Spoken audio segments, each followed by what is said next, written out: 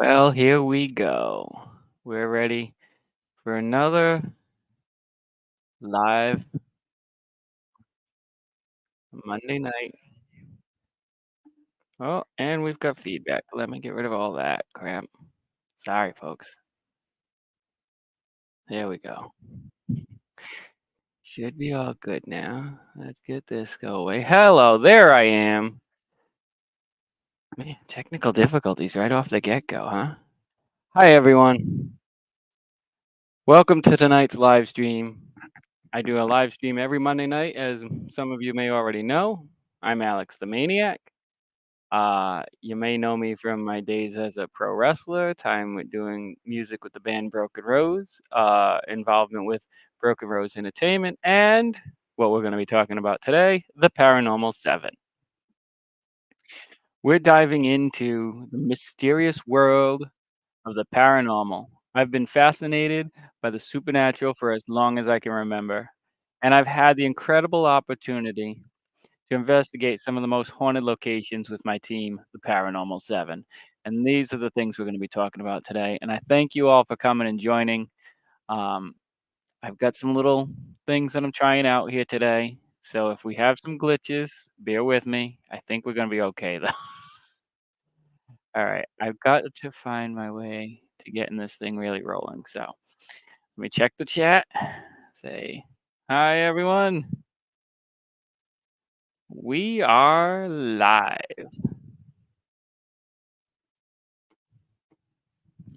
So I want you to know that tonight we are welcome you, and I want you to join in on the chats.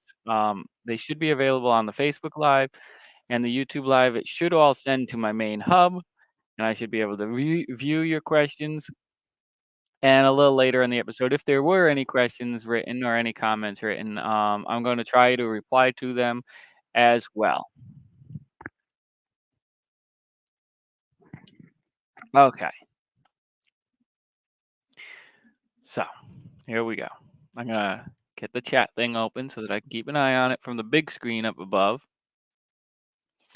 I also want you to know that that's the link right there. If you want to check out the Paranormal Seven's YouTube page, where we have all kinds of videos from the past, you got to look into the playlist for the past videos from before this year. The videos from this year are the only new ones actually being hosted directly on that page. The other ones are hosted on the Broken Rose Entertainment page, but there are links to it in the playlist. So you and the playlist break it down by year and a couple things by location, like the Lad School. Which we'll talk more about the Lad School in a little bit. Alrighty. Now we are starting to get this thing going here.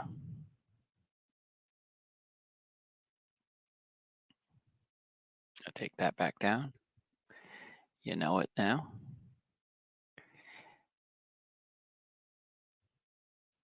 So, my journey into the paranormal began when I was a child, really young, actually. Some of my first experiences. And I plan on writing a book about this all and about the paranormal. If you think that's a good idea, let me know. It's something that I've thought about for a while now, and I'm still definitely leaving heavy into it because I've had so many paranormal experiences, and a lot of it actually came even before we started filming things. I mean, I'm talking about when I was a little kid. Um, had some incidences with in the woods near my house, hearing some voices and stuff. And I haven't really looked into that area, and I would like to look into that area because I know there's some history over there. I won't get into that now. That's for another time because I don't have the information, so I don't want to say anything and be inaccurate. But I know there's some wanted stuff in that general area within like a 5 to 10 feet range of my front door. So where I grew, where not where I grew up, but where I was growing up at the time when I was in kindergarten, which is when I had some of my first experiences. But I've always kind of hit or miss on whether or not I wanted to dismiss those occurrences from when I was a real little kid because, well, I was a real little kid at the time, you know what I mean? So I don't know. for a fact if it was just, childhood imagination or whatever.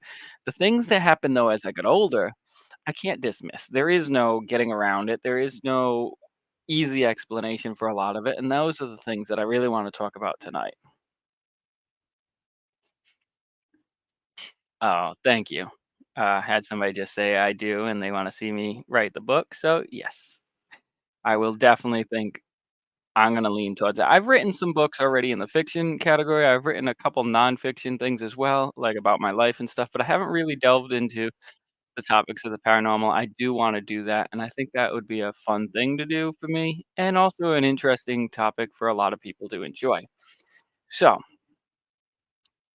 leaving the situation of just when I was in kindergarten and moving a little bit more forward, some of my first bigger experiences with the paranormal happened in Freiburg, Maine, where I used to go vacation for a week or 2 with my family at my grandmother's old cabin, and there was some interesting things that happened there around the lake, and that's something I did start to write about in case I wanted to write a book, and I will include into that book as well.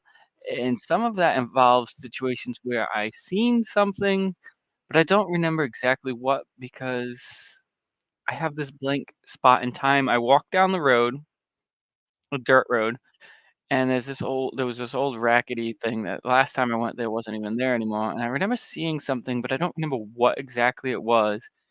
And the next thing I remember is that I was back at my bike with the 2 kids that live next door talking to them, and they're talking to me, and they're like, "What happened?" And I'm like, "What are you talking about?"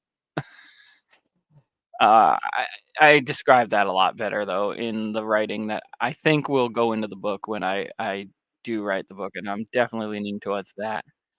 Um, and then I had some situations with the house that I grew up in Central Falls, Rhode Island. Um From 1990 till, I wanna say 2002, I lived there with, my father, my stepmother, and for a portion of the time, my 2 stepsisters, Holly and Lori.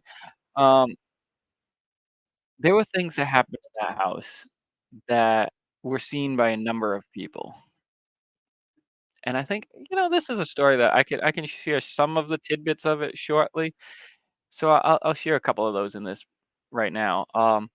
So there was this girl that was seen by multiple people in this house, and it's like every time somebody would tell us the story, "Oh, I seen this," I'd be like, "Oh, you seen it too." She was wearing, like, very old time, like, dress, like a white dress. She was seen upstairs, she was seen in my apartment, and then seen in the basement. Um, One of the interesting situations about this time that she was seen in the basement. My friend who wrestled with during the backyard years with us as Chaos, he saw the girl, but he seen her, like, chained up and next to a stone wall, but there was not a stone wall down there, and, like, he described what it looked like and everything, and it's like, but there's a plaster wall there, right? So, one day we're filming something, like a little promo piece for the backyard stuff that we were doing at the time, and somebody shoved somebody else, and they bumped into that plastic wall, and it cracked, and I swear to you, and it still gives me chills to this day, the wall that was behind that plaster wall was exactly the wall that Chaos explained having seen her chained up at, and it freaks me out to this day to think about that, and I don't know if there's any backstory or ways that I can find out more about that property, and there was another figure that we would see there as well, a male with a top hat and long black coat, and, he was seen multiple times, and I've seen him in other times in my life, and others in the group have seen him in their own lives, and when we came together and described it, it was kinda eerie, and we have our own theory about that individual, but we'll get into that another time, maybe in the book. So anyways, these early experiences sparked a curiosity in me that kinda stayed with me my entire life, and I've had this alright, I'm trying to think of how to word this in a way that doesn't get, people going, "Oh, yeah, yeah, yeah." but I've had this, kind of ability to feel energies and to sense things, and to perceive things before they happen, and not like a psychic. No, don't. I'm not trying to say that, but to some degree, having some little intuition of things before they happen, and it's been proven a couple different occasions, and I've seen things that I later explained to people and blew their minds because it's stuff that was connected directly to them that nobody else knew about, and I haven't had many experiences like that in years, and I wanna be honest with that right up front. But I also haven't dealt with the paranormal that much in the last, decade or so. I mean, we're just starting to, and it's interesting to see the new direction that we're going in, because there was a direction we were going in before with the larger group, and I wanna go in a new direction now with some of the good points of what we were doing in the past, and a lot less of the bad points, because there were some bad points, I think, within the group and who was involved in it, and, so I'm kinda glad that some of that's gone.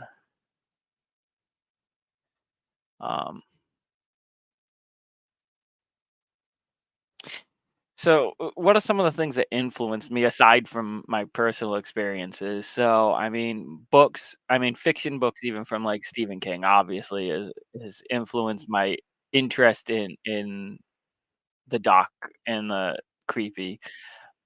But some of his fiction leans towards talking about things in the paranormal investigation field, like Rose Red and things like that. So I think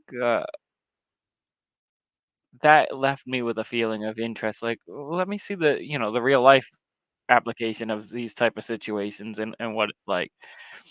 I also, read a number of other books later on in life, by paranormal investigators, or about the paranormal investigation, about, tests that were being done in actual colleges, back in the, I wanna say, '60s, looking into, like, could people actually have telekinesis? Could people actually have, um,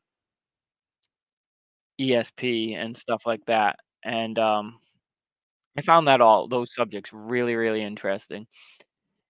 And, so I've read, up on about a bunch of that. I've read up about a bunch of, whether it be haunted places or, um, you know, the mythical creatures, the Bigfoot, the Loch Ness, the Jersey Devil, so on and so forth, Mothman. I've always found those types of things interesting. Um, UFOs, whether or not there's something else, someone else, beings out there, whether or not they've traveled here. Those subjects interest me too, and a lot of times when people are talking paranormal, they separate, and talk more about the ghost side of things. I've and this group that I was involved in focused on both the earthly, ghosts and this, that, and the other thing, but also the, otherworldly, like, are there other creatures out there? Are there aliens out there? Are UFOs a thing? You know? Um, I wanna thank everybody that's here, by the way. I'm just gonna do a quick check-in on this. I think this is the highest that I've had people fill the room this early into a live stream, and I've gotten more of the views after the fact usually, but there's, a few of you here today, so I wanna thank yous all for being here. Um, Other things that I've read is, I've read a lot of the books, from the Warrens, the ones that were involved in, famously involved in The Conjuring and all that, and the Annabelle and all those things. They had their own little, museum of artifacts and stuff that they had locked up. I've read a few of the books by them and about some of their investigations or some of the lesser known investigations as well. Films about paranormal stuff have always interested me. Shows like Unsolved Mysteries. Uh, when I was young growing up, just hearing different things about UFOs or ghosts and that all that things just fueled my interest. They made me realize that there were others out there who shared my passion for uncovering the unknown as well.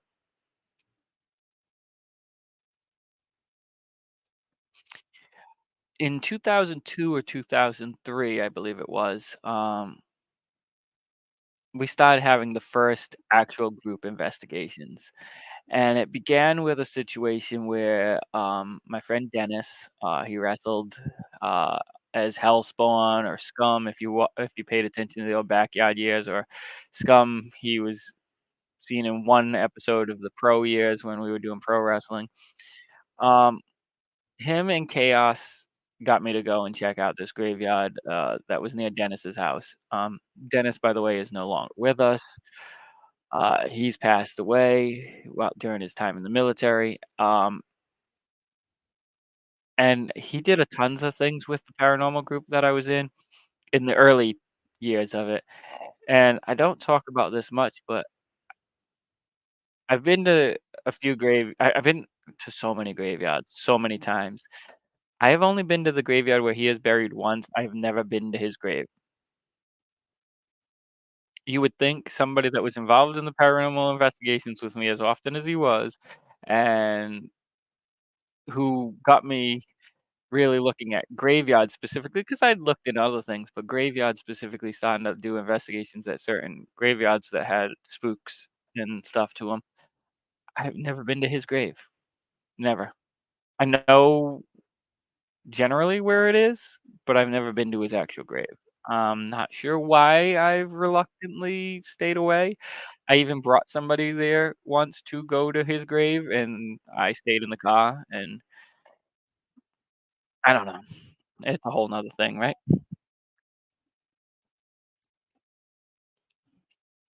So anyways, 2002, 2003, we go to this graveyard, and this graveyard's split into 2 different graveyards with a fence running down the middle. It's a strange setup. It's in Pawtucket, and there's an area to the back of the graveyard that gets overgrown and whatnot, and there's tombstones that are actually way, way old tombstones that aren't in the actual main part of the graveyard, and they're kinda in the woods.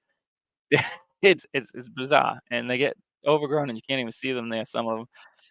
But there's this area, and then some weird stuff happened there, and I'll write about that. But there's this area where there's another path that leads behind the graveyard onto one of the back streets over there.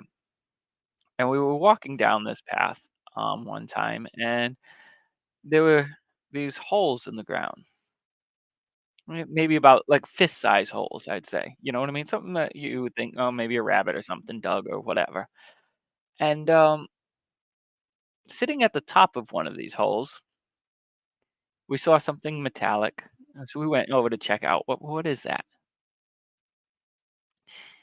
It was a casket handle, an old, old casket handle, okay? Um, I believe it was Dennis took it. I have a big thing of don't take things with you from paranormally active locations because you don't know what you're going to bring home with you, okay? We were still early in doing this stuff, and we're stupid, okay? And a lot of stuff happened after this that maybe it was because of that. Um But a week later, we go and walking down the same area, and guess what there is? In the same hole, in the same spot, another casket handle. We went there again, another casket handle. Some weird bones were left there one time that we found. I wanna say this happened about 4 or 5 times, and, that really cemented it. We went back there with, Chaos's aunt, who was a Wiccan, and we did some protection spell type stuff, and we did all these strange things, and it was interesting, but it got me thinking. It got me thinking, well, what about we actually start doing some investigations? Let's start looking at places that are paranormally active, and let's see what we find out. Because I wanna know more about it. I wanna look into it, I wanna see what's really out there. And sometimes I've got this theory that sometimes it's a matter of what's on the other side needs a little help finding its way, or you know what I mean? And there's things I believe we can do. Sometimes it's just listening and learning their stories, I think. Those are my beliefs. They are what they are. So I joined forces. with some like-minded individuals, and together we formed the Paranormal Seven. Our goal was to investigate and document paranormal activity using both scientific methods and intuition and feelings and mediumship and different things of different natures, okay? We left our minds open to everything. But we were also very serious on the let's see if what we're investigating we can rule things out of. Because some things seem like it's a shutdown. This is definitely what's causing it, and it's nothing spectacular, it's nothing paranormal, it's a normal, easy to explain thing. Let's knock those things out first, and then let's see what's left. So, you know, that's where we really were with at that time. And that's just like I said, around 2003, we really started putting the team together, putting more people into it. And the reason we called it the Paranormal 7 is not because there was 7 members at any one time really, but it seemed like, and I don't know why, but of all the times we went out to do investigations, unintended entirely, almost all the time we'd end up with 7 people. Almost always. Not always the same people, but almost always 7 people and never planned that way. There were plenty of times that it wasn't 7 people, it was 3 people, 4 people, whatever. But for the longest time, especially at the beginning, it always was 7. And the number 7 kept popping up at locations, drawn in the sand once when we showed up at a beach, um, and all these,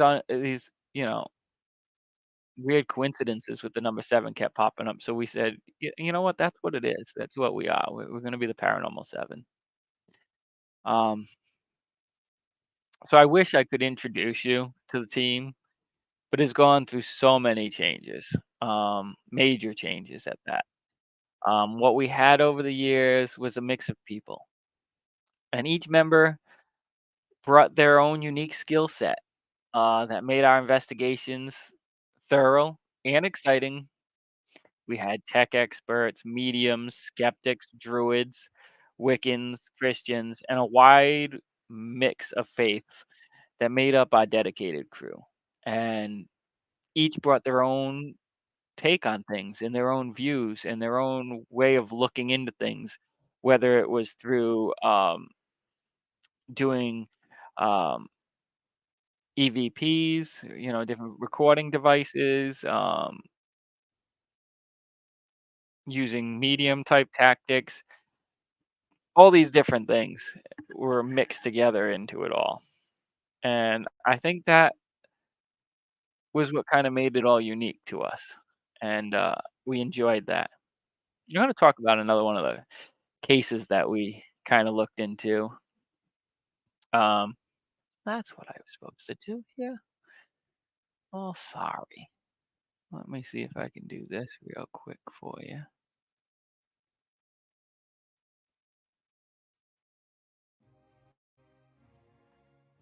So, there was lad school. Let me take you on a trip. This was in 2007, 2008 that we first filmed this here.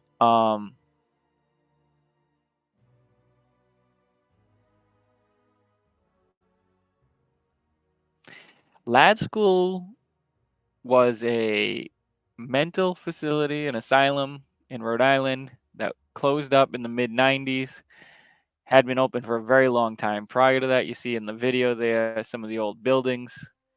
These buildings are no longer there. They were there at this time, and we did investigate them. We were not supposed to investigate them, and there was security regularly checking this area to keep people out because people were stealing from the buildings and stuff, the lead and on all this or whatever they were stealing. We were not there to steal anything more than information and feelings and to investigate. There you see the main building. There's a playground, or was a playground on the grounds. There was people of all different ages held at this location, and I mean, It it had energy. I mean, even our first time driving through there during the day, you could feel this aura of this place. Um, it had a dark history of mistreatment and tragedy. During our investigations, we captured some chilling EVPs. We saw some unexpected shadows, heard voices and noises. Um, the atmosphere was just intense there. I mean, we actually got into some of these buildings one of the times, and I remember thinking while we were in there, like, man, you know what went on here? Some of the early days of where they were actually doing like some crazy experiments on people. And I mean, if you do your research on what was going on in asylums back in the day, I mean, the electroshock therapy and stuff, it was horrendous. And they had kids and adults locked in this place together, and it was just so much bad things happening. Um, Again, there, there was just scattered along in Exeter, Rhode Island. It's this big, huge area of land with multiple buildings that were there, and there's nothing really in this area now except for a fire department training grounds, which is a little past where the actual old site was. And it's just been they've tore the buildings down. But at this point in time, when we went there, I mean, they closed the place up in '95, and it's like they just ran out of the building and left everything as it was. There was papers still in there. Just everything was left there as it was. And it was spooky, the fact that it was left this way. And we got some new footage that we're gonna be showing soon, of our drive around, what it looks like now with it all cleared out. Um, Alright, this is Maniac. We're heading back into Lad School for the second time. We got some very interesting footage last night. Yeah. Alright, folks, we're about to go back into so Lad take a look School here. once more and film a little bit more. So, Lad School. What the fuck is that? Where? What? Oh my god, that scared. Cindy! No, it scared me. It looked like something was crawling on all four legs, like real creepy like. It scared me. Okay, folks, you got that? Cindy is a scaredy pants. I am. She hears a plane the other day and she says, "Lights out, lights out." I'm like, what is it? Is there a cop coming? No, there's a plane. Like the plane's gonna say something about us being there. A security plane. She's ridiculous, folks. Anyways, I've got my... So how are we all feeling? We feeling ready for this? Ready as Here we go. Did they just have a flashlight on in their car? So what you're seeing right now is these are some of the clips from us at Lad School. I'll leave it on the screen on the side here. There's all these videos you can find on our YouTube page. Lower the volume a little bit, but let it keep playing. So much creepy stuff that we found between Lad School and the other locations. Welcome back. This is the Maniac. We're heading back into Lad School. We went to Lad School 5 times. We've got two others with us today. A frog and a wolf.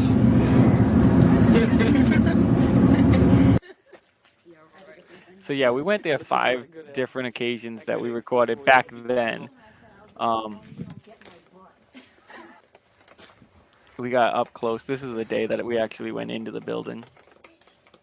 It was, I want to say, the first or second night, though. One of the videos has highlights of all the little noises we heard, the voices we heard, the things we seen.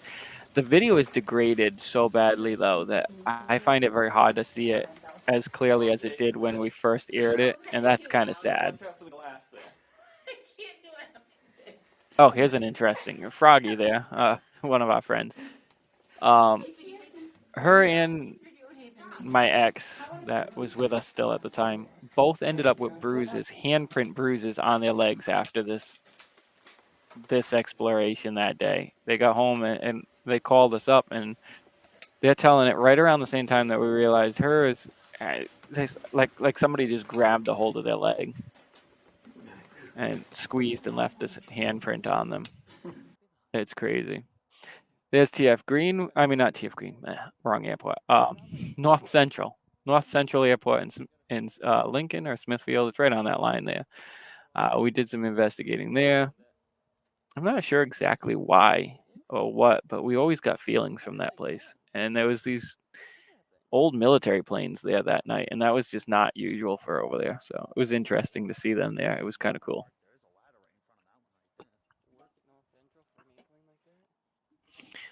Let's see where we at here. Oh, we're running overtime. Uh, all the graveyards we've gone. I'm gonna give you like 3 more minutes or so, and then I'm gonna call it because we've gone way over time here. Well, just hit the overtime limit, but it's gonna be the longest live I've done, I guess. I'll let this keep playing as I talk about the other things that I've got to talk about. There were other cases. There've been tons, and we plan on doing a whole bunch more. I want to talk real quick though about personal growth and lessons that I've learned along the way. Investigating the paranormal has taught me so much about the unseen world and myself.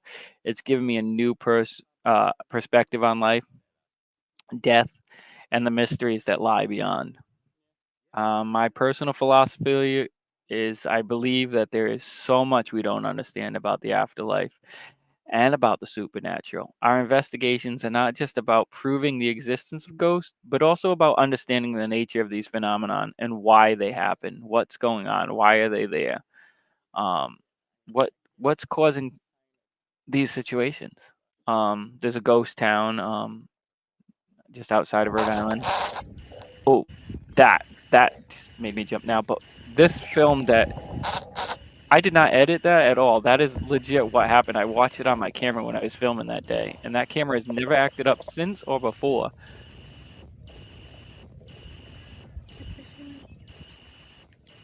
That was actually last year, that one. That's one of the more recent. And now you got some footage from heading up to Nellie Vaughn's graveyard.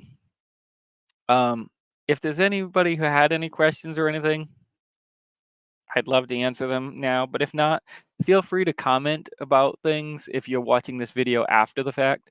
And I will definitely review it before the next time I talk about paranormal stuff. I'm not sure if that'll be this next week or not, if I'll continue to talk about paranormal, if I'll be talking about my time in the wrestling business. I'm not quite sure yet. But we're going to talk about these subjects again in the future for sure. And when I do, I will answer any questions that have been asked between now and then on the video comments. Um, whether it's about equipment we've used, about the paranormal, or any of the places we've been to, I'll, answer about all those things. So, nothing really going on in the chat right now. So we'll save those things, I guess, for another time.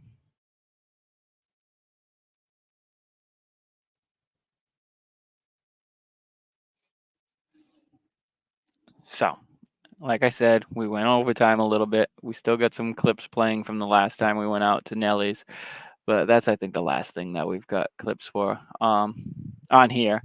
We did take a trip over to Nellie's recently. That video is going to be up soon again. Let me post this.